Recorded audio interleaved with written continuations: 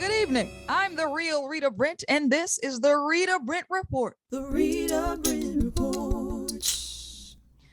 I begin tonight with what happened was news. Antonio Tavares give us free. Brown, better known as AB, short for absolutely don't give up, made national highlights last night. No, not for an impressive pass he caught from legendary quarterback Tom Brady, but because he said, "See you later, alligator." After a while, crocodile, I'm going to head on out right in the middle of the game. Watch.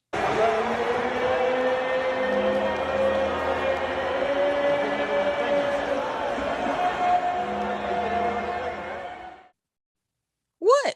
So y'all ain't never ripped off your uniform and left work early? Me neither. But I ain't judging because I don't know the backstory. I don't know what's going on in the front office, the in-betweens. But I do know Antonio's antsy shenanigans are still making their rounds on social media with all kind of folks weighing in. And I do mean all kind of. It's completely inexcusable. Playoffs are coming up, and you pull this crap on a guy who really went out on a limb for you. Totally BS. Inexcusable. Well, isn't that the knife calling the scissors sharp? Anyway, some people like Tony Dungy say this type of behavior of Antonio Brown is commonplace, that he needs to get help and that no team should sign him until he gets it. Social media say he acted this way because the edible had just kicked in, while other sources say he was injured and upset that the coaches dismissed his injuries. Well, I have to say three things.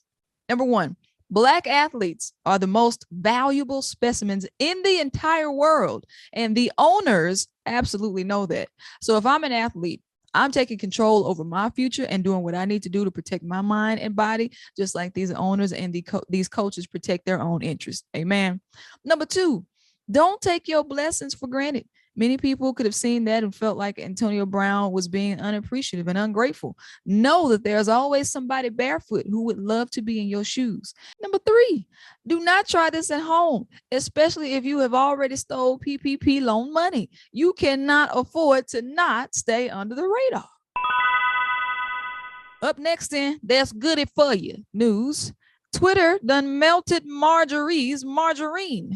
That's reckless Georgia Republican Marjorie Taylor Greene I'm referring to, whose Twitter account has been flued out, meaning permanently suspended after she spread one too many thousand lies about COVID-19 and the vaccine. Of course, she was big mad and called Twitter an enemy. Really, Margarine?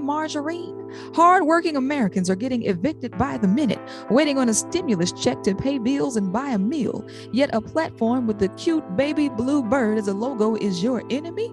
Girl, go sit your privileged self down somewhere. And kudos to Twitter for not silencing or censoring, but holding folks accountable for their dangerous rhetoric. The only mistake they made was not playing this song when they made the announcement. Boom, boom, boom. Another one bites the dust. Another one bites the dust. Another one gone. Another one gone. Another one bites the dust. Another one bites the dust. Speaking of raunchy Republicans, it was revealed today that New York Attorney General Letitia Don't Play No Games James issued a subpoena to Donald Trump Jr. and Ivanka Trump. For the longest, I thought subpoena just meant subpar penis. But it's actually an order issued by the court for folks to testify or provide information in a case. A.G. James wants to question children of the orange about their father's fraudulent business practices. And of course, they're refusing to participate because the corruption in that family runs faster than Usain Bolt. Lock them up. Lock them up. Now for some bittersweet news. Trailblazing TV and movie legend and humble human being Betty White passed away at 99 years of age. She was to celebrate her 100th birthday on January 17th. Wow. Your perception and reception of her was likely based on the decade in which you learned of her work. And for me, it was The Golden Girls, which she masterfully played the role of Rose Nyland. Cartoonist and friend of mine, Marshall Ramsey, drew a beautiful cartoon to honor her, so I decided to sing along. Thank you for being a friend.